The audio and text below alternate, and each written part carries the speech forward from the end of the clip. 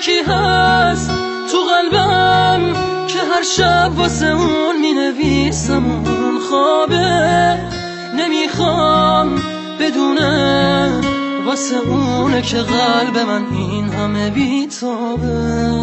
یه کاغذ یه خودکار دوباره شده همدم این دل دیوونه، یه نامه که خیسه پر از عشق با کسی بازم اونو نمیخونه.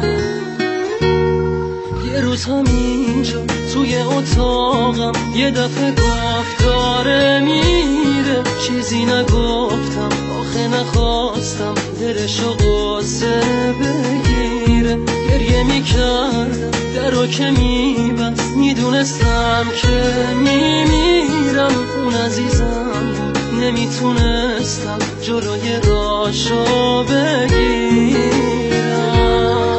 میترسم یه روزی برسه که اونو نبینم، بمیرم تنها.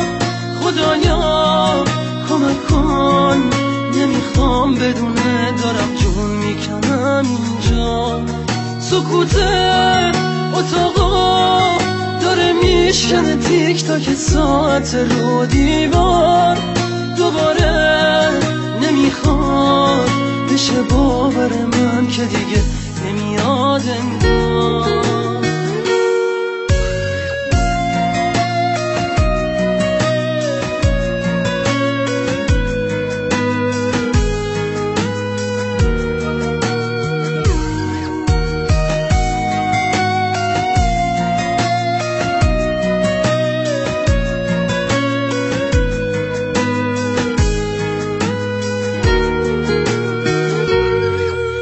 همینجا توی اتاقم یه دفعه گفت داره میره، چیزی نگفتم آخه نخواستم دلشو قصه بگیره. گریه میکردم درو که میبست، میدونستم که میمیرم. اون عزیزم بود نمیتونستم جلوی راشو بگیرم.